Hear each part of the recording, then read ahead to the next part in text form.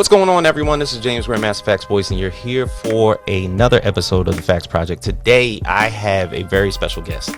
As the ever-learning and ever-expanding world of comics tends to turn into a frequency between what we see now is behind me is a collectibles of nothing but like single issue things, but the digital landscape is something I've been very curious about. So I have Kenny Meyers here from Sweet Shop, a new software for a lot of comic folks that is, of course, exploring the digital landscape, and we are happy to have him here. So thank you, sir. Oh man, I'm delighted to be here. God, I love that intro song so much. It just feels so good to I appreciate to be to seg right in from that to an interview. It just feels so comfortable. I mean, like, oh, let's go, let's do it. I'm happy. It's funny. Nobody really asks about that a lot, but I had a friend of mine. Of course, I work in the nightlife industry. Produced that for me. Oh shit! So that's great. Oh, sorry, I don't know the swearing policy on this one. Sorry. That's amazing. It sounds so good. I was just like, thank you. Okay, let's go. Appreciate that. I work with a lot of DJs, so I said, "Can I get some music?" And he was like, "Oh man, I wish I had that access. There's so many videos I need to produce." That's all. Yeah, that's great. It was really delightful. Thank you. Absolutely. So, Kenny, you of course are in the software world, are in the tech world. But you came into this space with Omnibus. I did. And now transitioning from the tech space into the comics landscape, where does a software engineer make its place in this space? Well, the sort of good and bad news is that the comics industry infrastructure in tech is not great. I'll say that. When I came in, and even to this day, it's a publishing based business, obviously very steeped in print, for good reason. Those books look gorgeous. I mean, the colors pop. It's like designed to be held in a lot of ways. And so the way that the industry has just been it hasn't been really a tech forward industry. Publishing in general really hasn't been that way too. That's why Amazon was able to come in with the Kindle and just clean house. So, from an intelligence perspective, people were very savvy, obviously, at different levels. But from a how do we build this tech infrastructure? How do we make things faster or create less churn? There wasn't a lot there. A lot of manual processes. Still tons of Excel spreadsheets just about everywhere you look. But even in tech, Excel spreadsheets are the staple of any industry. I'm sure you got your own Excel spreadsheets. I do. Both for this podcast and for it's just kind of how it runs. But so in that space, it felt like there was a lot of things I could bring over that were helpful. But you want to be really cautious when you do that, because the problem with tech is people think they have solutions. They think that they've solved something for someone, and it's a real arrogant approach to anything. It's just tech is an arrogant space. So really, it's just about just trying to be well, is this good? And talking to people, just actually listening to what they did and then running into problems and suggesting alternatives. That's how I would describe, from a tech perspective, what I recognized in the space as a whole. The people who know how to use tech tend to be pretty consistent on delivering things at a certain point. But I think that there's a lot of places where things could just be a little easier for a lot of back of the house people and stuff with a little more tech. For sure. And I feel as though, and I'll even pose this as a question, because you brought up Comixology a little bit, and that was kind of a lot of our introduction to this. Of course. So when it first came out, was that something that basically perked your ears up? Is oh, okay. I mean, I would say Comixology got me back into comics. Actually, got you. I had gotten rid of my long boxes at that point. I live in Seattle. And just space was just a concern. And the iPad came out, and your first thought when you see a big screen like that, that's like a book, essentially. Like a book. Yep. that can display full colors, you're like, well, comics would be perfect for this. And Comixology, there were a couple back then that were pretty good. My favorite was actually Panelfly because I thought it had the best feel aesthetically. Like it just felt really well thought out. And I still look at old designs of that app, even for reference. But ultimately, Comixology sort of shouldered out everybody, and it was great. Like it did everything we needed it to do in terms of delivering comics every week, and had everyone we wanted it to have. So it was my vehicle to get back into comics, and it was great. Yeah. Damn. Okay. Now, as far as the marketing aspect, because you started Binders, which was of course was big as far as like helping creators dip into the marketing, which is something that's like a big avenue in indie comics that most can't really navigate. What do you hope to change between Sweet Shop and Binders that you feel as though was probably missing? So it's bindings. It's Bindings, like book bindings. Yeah, it's totally fine. And you know, I kind of view these as different little problems because Omnibus was a digital comic store, which you brought up at the beginning. Through circumstances, I was no longer a part of Omnibus, but I had a decision point to make. Was really whether or not I wanted to go into comics or games at that point, because I had like stay in comics, working in the systems, or I was playing around with developing games because I'm also a gamer. And I sat down with some creators. That's literally what happened. Like Binding spawned from talking to creators at different levels in their careers, some all-timers, and then some just like, I'm new, and being like, what do you need? And then taking pieces from that were sort of standard issue marketing, like give people a place to go, give them something to do when they go there. Like that's kind of like, I think online marketing number one. Which is really like sign up for my newsletter, smash that like button, that kind of stuff. Like you just like give something people to land and then give them something to do. And that because of the way the industry was just segmented, and because of the complexity of like what comics are, like how they have to be read, really. Yeah. There was sort of this piece missing that is like Linktree. Like Linktree's good, but you can't really like, because if they have to sign with multi-publishers and then maybe they have online exclusives with, like, there are some comics that I love that I'll never be able to touch because they are exclusive to a digital comic store, as an example. So I still wanted my ability to find those creators and what their work is centralized, and you kind of can't do that like unless you build like a neutral space for them to meet. And so it's like Linktree. I mean, it really is like very comic centric Linktree, but there's a lot more interesting different things that comic creators need to show off that Linktree didn't add. So that came from conversation. It was a really, and still remains like an experimental product in a lot of ways, but we have a lot of really great creators on it, and you know, a lot of people are signing up. It's really quite lovely. So the bindings thing was the first product we launched. It's about a year old now. And it's done very, very well. So it's really great. Excellent. Now, I think I remember you talking about this. I believe I read an article. It was like the Scott Snyder problem, to where like he's everywhere, but the thing is, it's still not on bindings though. Damn it, Scott. Yeah, right. So like you're thinking about it from like that specific aspect of it, and I believe one of the things that you brought up was the fact that because different creators are on there and how they're basically particularly viewed, you have their Patreons, maybe their Substacks, all their books that basically are out within how many publishers there are. It just kind of like helps that everything is kind of like in one centered area. Yeah, like I mean, like creators of a certain means have, which there are unfortunately very few in comics. Like Scott Snyder can build a website because he's done pretty well for himself, you know.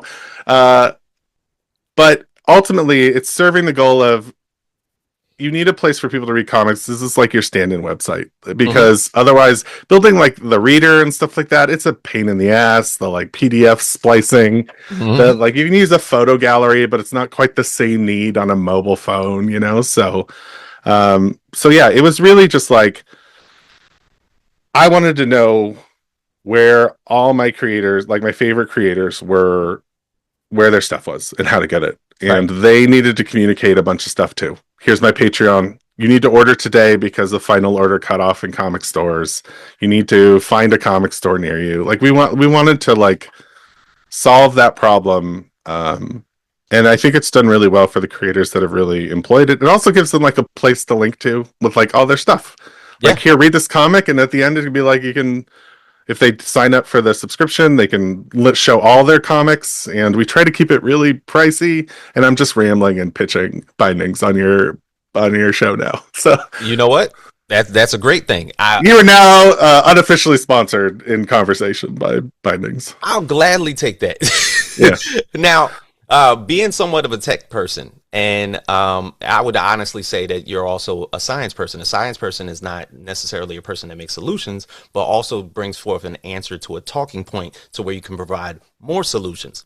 If you had a choice to figure out a solution for publishers about final order cutoffs, what would you do? Well, I mean, that's tough.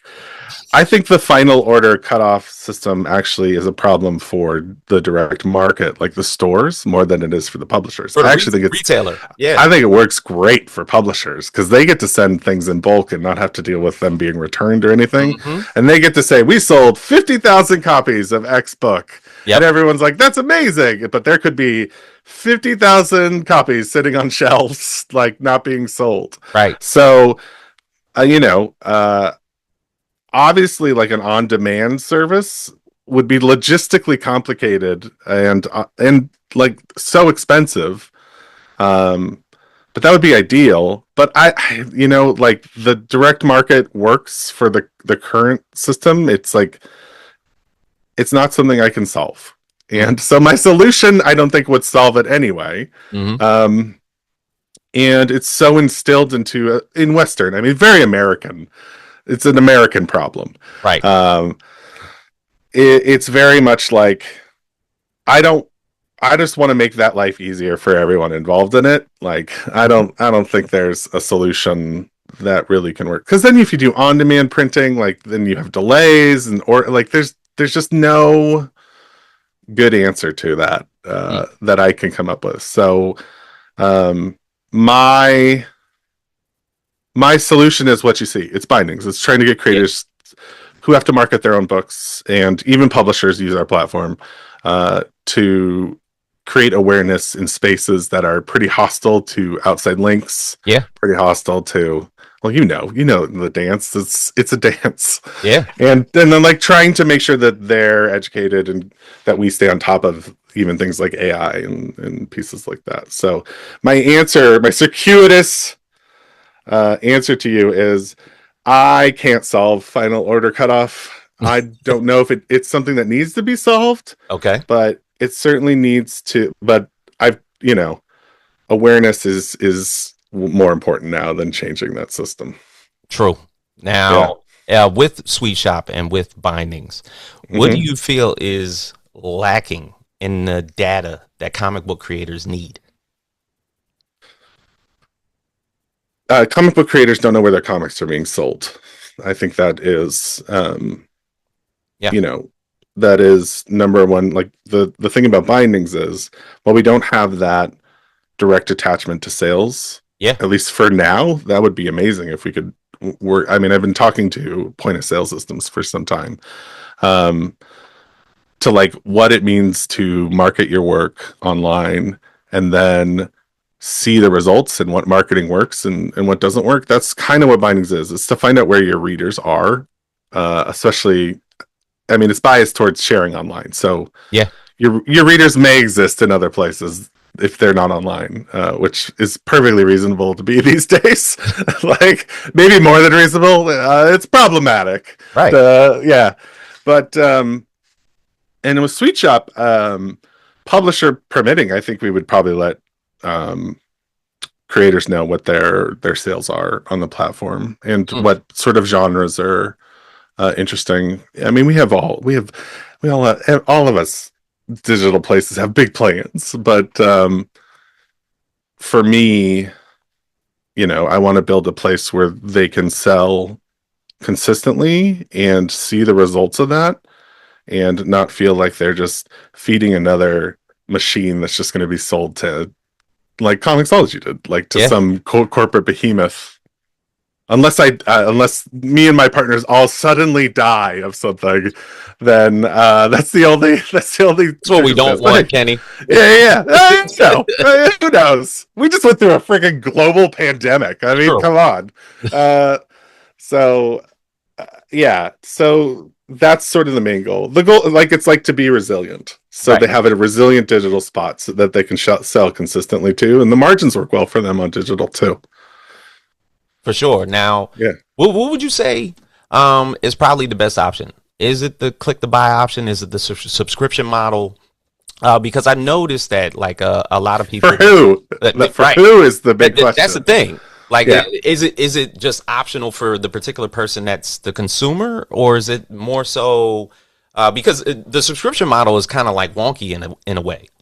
You buy the subscription, but yet there's still exclusives that you have to pay for.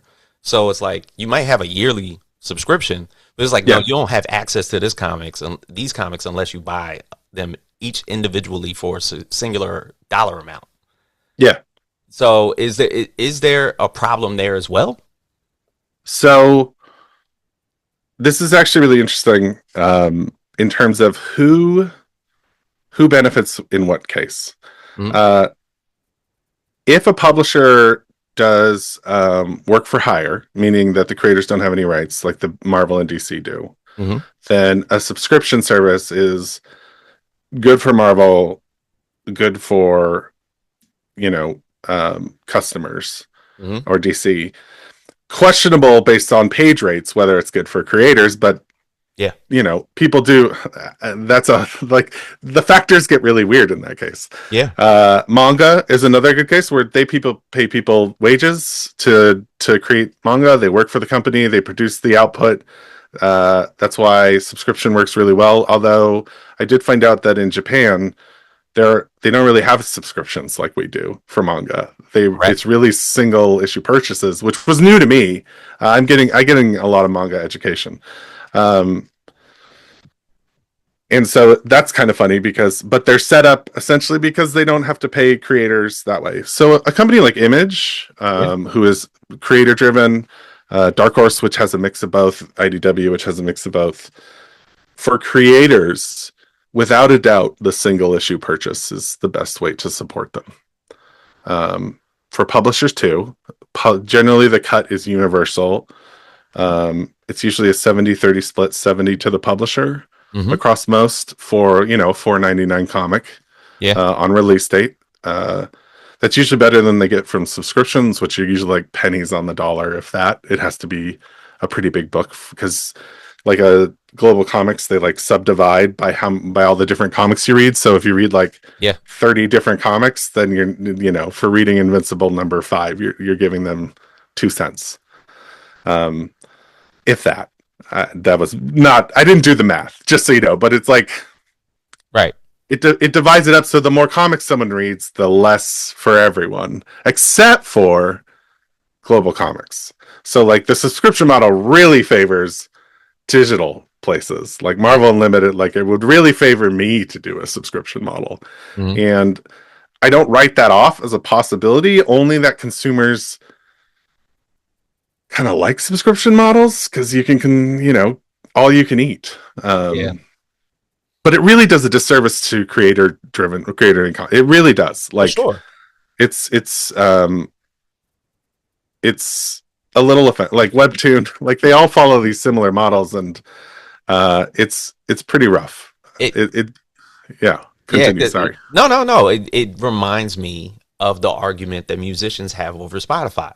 100%. Where they're basically like looking at the songs and they're like, I'm only getting a portion of a penny. So you're like, first off, who decided the Bugs Bunny mathematics to basically $1 for you, $1 for me, $2 for you, $2 for me? It's kind of like that. So you're cutting up a penny. Like, who basically gave people the resolve to say that you could actually divide a penny in this many ways to where, I created this thing and yet I cannot profit off of it. I mean, and it's funny because obviously I'm Apple Music and I love like it's great to be able to listen to anything. Of course. It completely devalues the like publishing to its credit has been incredibly stubborn about this. Yeah. And I think it's because they were like the first one to butt heads with Amazon because they were like Amazon was books back in the day. Yeah. So they were the first one to butt heads. And then, and so publishing, including comics, have sort of created their barriers. Like DC and Marvel don't release day and date releases on their subscription service. You can't get it the same date it comes out generally, unless it's like a special event. Like they'll do marketing releases for it. Pretty much every publisher, except for IDW, I think, just did their day and date releases on subscription. Manga, interestingly, hit or miss on subscription services. They will sign up for like a Shonen Jump kind of thing. Yeah. But those models are different. They're not like, well, I don't have to freaking explain the model to you. Yeah, like, but it's really beneficial for consumers. Like, it feels great to just be able to read however much you want. But at a certain point, I think we have a responsibility as tech has made this accessible, and we've been through the rounds of what happens because the patterns of people and businesses that offer subscription services are now the same. Right. They're like, prices go up, harder to get noticed on these services as they grow. Even as you help grow them, they get bigger licenses in, they get bigger players in, and then all of a sudden they're kicking out all the stuff that made them interesting to people in the first place and bringing in new customers who don't give a shit about this space. And that's that's how you grow. That's how you do VC growth. Yeah. I'm not interested in that model. I will hesitantly add subscription, but there's got to be something that if consumers demand it and to stay relevant, if everything goes to subscription, I'm not stubborn that I will try not to be a good actor in that space if that's what everyone wants. I still want to make sure we still want to make money. We still want to be a business running business. Right. And but, I feel as though that because the landscape is so new and there's not that many of you out there that there's a lot of us now, like more than there was like 2 years ago. I mean, if we're talking about as of October. Yeah. I mean, we announced the store in January and then some people were like, and then obviously Neon Ichiban and Global has been consistently growing. Inky Pen too. I believe that's another one that's out there too. Yes, but they've been around for a long time too. They've just been on like Switch and stuff. Really great people. I really like the guy who runs that. And then of course manga, like subscription apps are just like everywhere. Like I don't know what your Instagram. I don't know if you use Instagram, but I don't know if you're like, okay, my Instagram feed, I could just like flip. It would be like, because I'm connected to so many comic people, they're all on there, and I'm like flipping, and it's just like ad for a competitor, flip, and it's like ad for a different competitor, flip, ad for another competitor, and like that's really helpful because then I'm like, well, I gotta be different. I gotta do something different because if they're all stacking their money in here, then I can't do that. So there's a lot of digital spaces. It's like reinvigorated, which I think shows just how amazing and resilient comics is. Like, yeah, and how also comics needs to make more money. Like every person in comics needs to make more money. That is like Amazon doesn't need to make more money. No. And I think that's one of the bigger arguments around a lot of comic book creators is that like, the money's not there. I'm doing it for the love of it, but the money's, and the thing is they understand the money's probably never going to be there, but I still choose to do it. Like we're not all making absolute Batman. Yeah. I'm writing my own particular story that I know and love. So that kind of like poses me to my next question, because a lot of the publishers that signed on the Sweet Shop are all creator based, which I absolutely love. Fantagraphics, IDW, Image, like what was the elevator pitch to these guys? Or better yet, did they reach out to you? No, they didn't reach out to me. As you can imagine, coming from a previous digital store that closed, it was mixed on different, like who was excited. One person did reach out to me. That sort of became the catalyst. There was that. One person did reach out to me, which sort of became the catalyst for why we were doing Sweet Shop. Okay.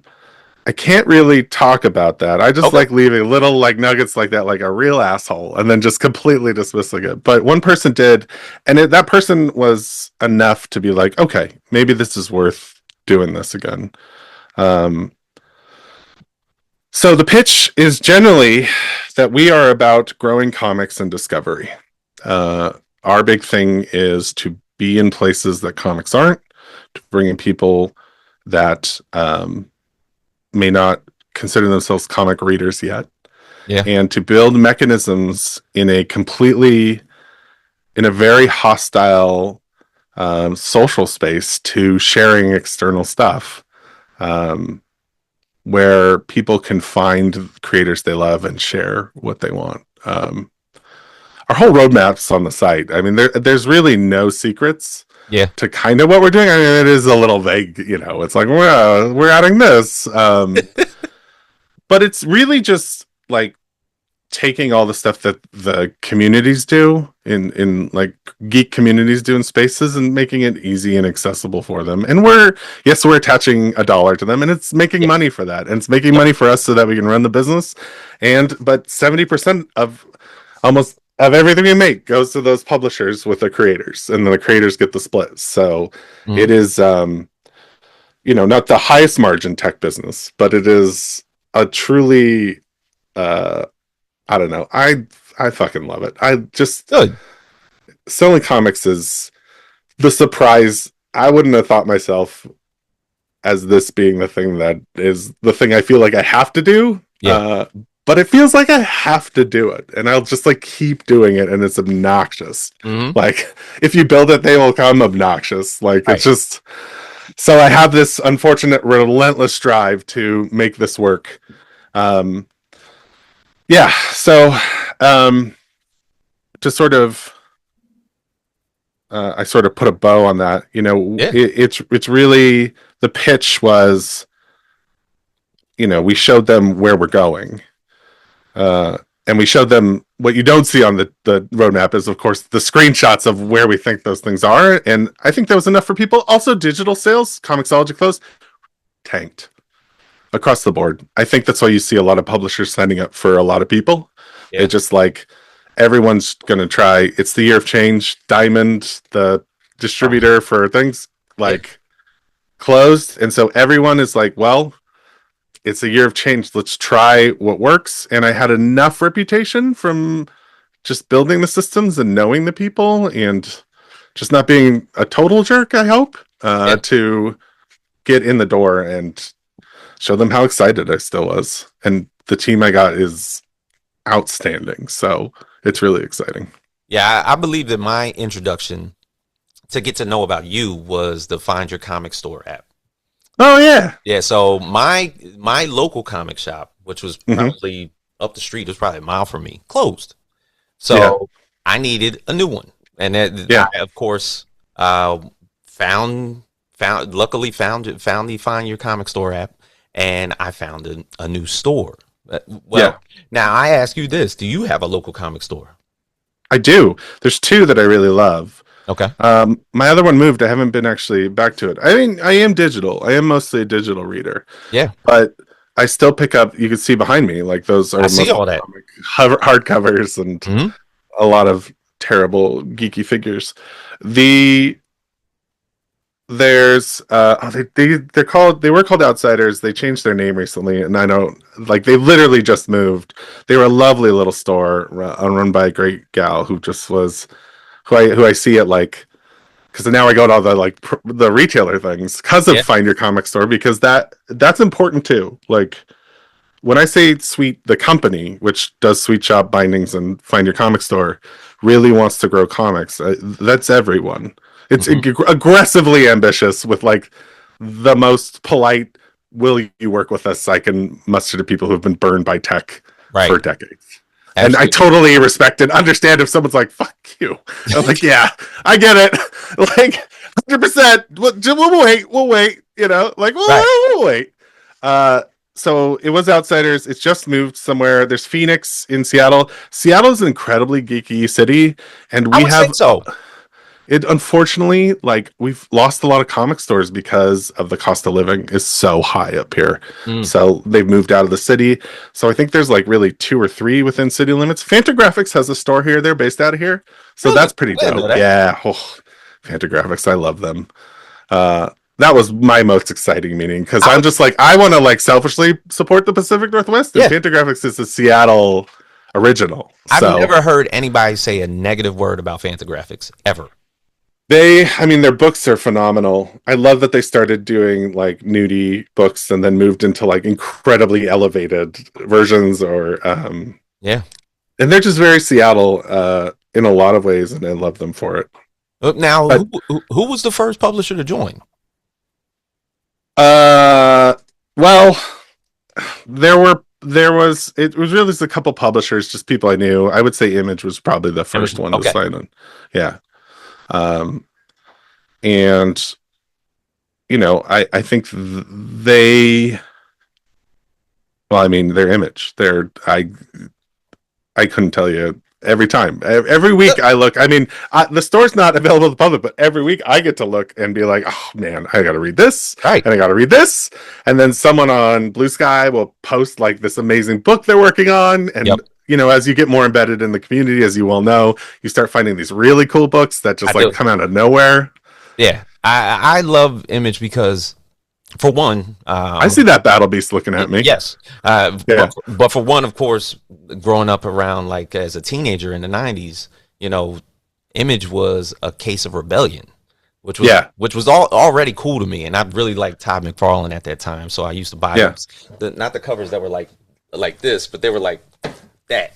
Yeah. So like there was a cover that was like that, and that really drew me in. It was like, oh man, I gotta get that. So them being a company that was basically for creators by creators based on rebellion is always been like on the back burner of a lot of people's minds. Be like, you know what, if they did it, I can do it too.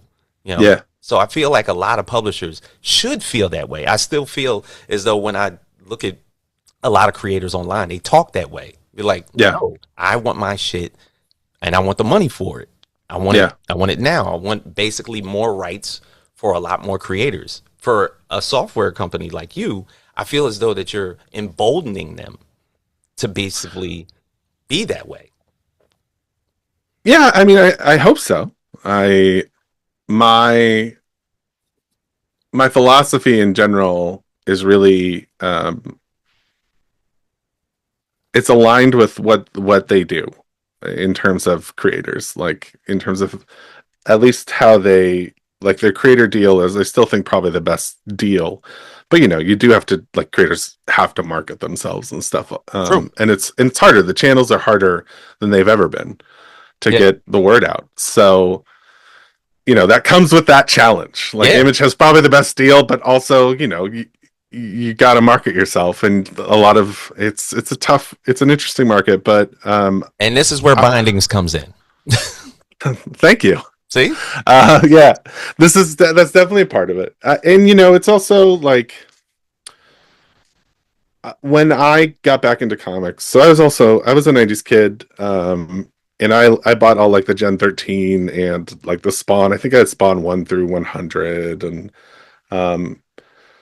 I was, it was either Image or X-Men that I was buying at that time. Yes. But when I got back into comics, it was like the Image renaissance, like the iPad, I think, and like the digital distribution channel that it opened up.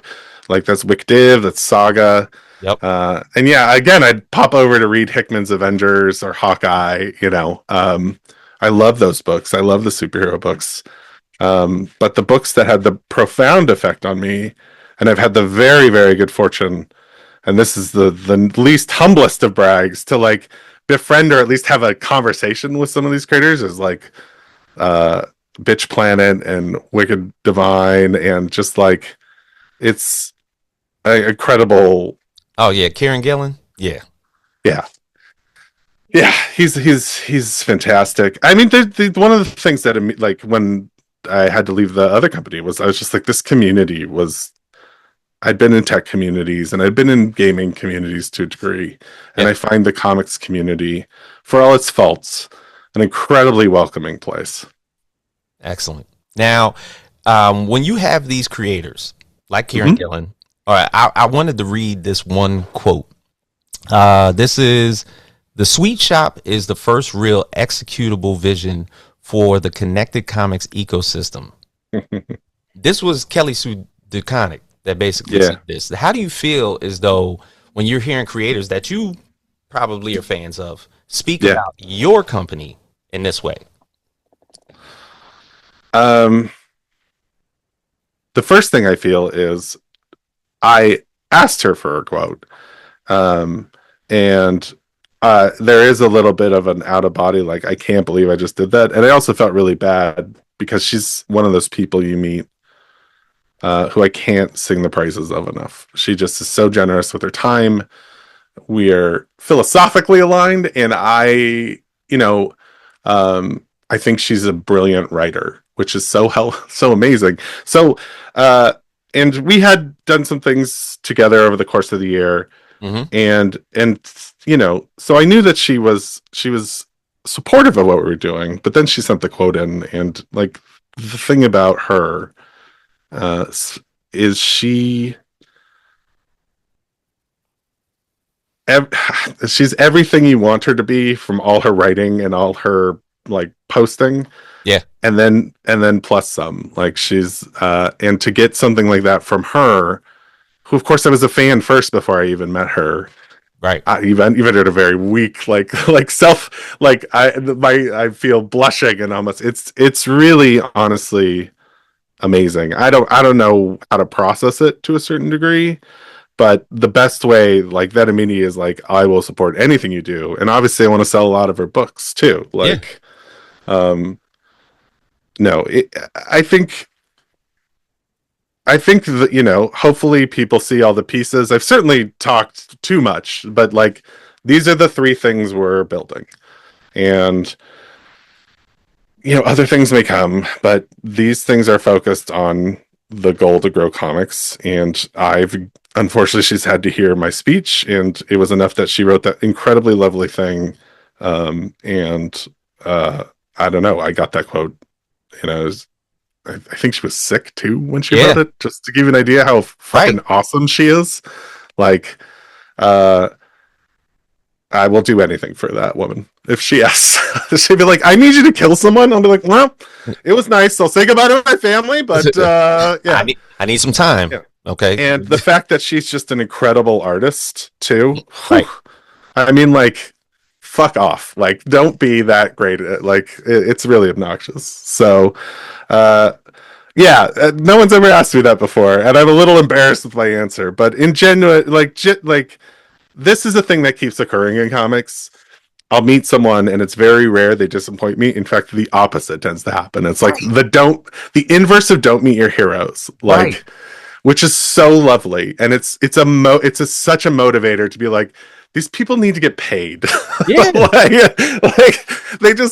They need to get paid, and they need to be paid well, and they need a living, at least at the bare minimum of just a freaking living. Like, and so that's truly great. But of course, someone like Kelly Sue, for the reasons that she is wonderful, is I believe successful in comics, successful working in the arts, and continues to just be a supporter in the best. Someone I don't want to piss off either, for sure. No, absolutely. And that keeps me in line, which is very important. For sure. Now, when we're talking about, like, basically like your next steps, you now have all these publishers that are kind of like aligned with you now, and jumping out of your beta launch and going full steam ahead. What are the next steps for Sweet Shop? Yeah. They're spelled out on the site in general, but really it's targeting places and audiences that are underserved by comics or have hungry comic communities, be it in age range or in worldwide, that need access to this comics that don't have access to a comic store. Right. The plan has oddly remained consistently the same. Like, bindings, we want to add like the ability for it to replace a website for a creator. You just put their books up, have all their links to all their stuff. If they need to have a merch store, they can have hosted on Threadless or whatever. We don't want to do that, but they're supporting like content creators like you actually who do comic book stuff and like tag into, you know, you endorse. You're a big part of the process of promoting these books. Mm-hmm. And if we have these books, it'd be great if you could, for example, put a list of your guest books together and make an affiliate fee on it. Now I know affiliate fees are always shaky in YouTube, They but are. the idea is to be generous and favorable to the community, and then to stick around, which is seems to be the hardest part for digital stores, myself included in that in a previous venture. Mm-hmm. Like to just be a stable for a community that needs stability, and to provide things that reinforce the better parts of all of our natures, ourself included. Like we can fall into tech bullshit Mm-hmm. very easily. And there are people knocking at our door who are like, you know, talking to us about like venture capital and then AI, and we're just like, well, not for us. Thanks No. though. You know, and navigating that um is sort of where we're headed. It's just improving things and not making them shitty, and just trying to bring more elements into a place where comics get bigger everywhere.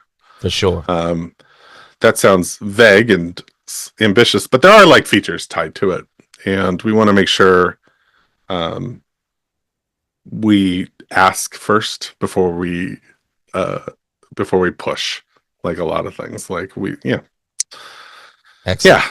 Yeah. I mean, it's really just like things we love about the space. How can we make that better and grow the space and make people in the space more income so the space can grow, because everyone needs money to do things. Now, you've talked a lot about marketing other creators. How do you market yourself? Are you like active doing Comic Cons? Are you like are you basically meeting the people face to face as well as the creators that you've been aligning yourself with? Well, for a while it's been a door-to-door campaign, but really Grassroots. I mean, I think you've touched on another thing, something I not really talked about publicly. I don't think that there's a reasonable way to market without building your own channels these days. I think they're just so restrictive. Like, even if, to be honest, like with their sponsorship deals with creators and stuff, those are like community support things. They tend to not lead to people like downloading the app, based on my experience, which, you know, Right. it's like, that's like brand marketing. It's like Squarespace shows up in all the podcast things, right? More people, the name just bounces around the head. So that's valuable, but that's not measurable.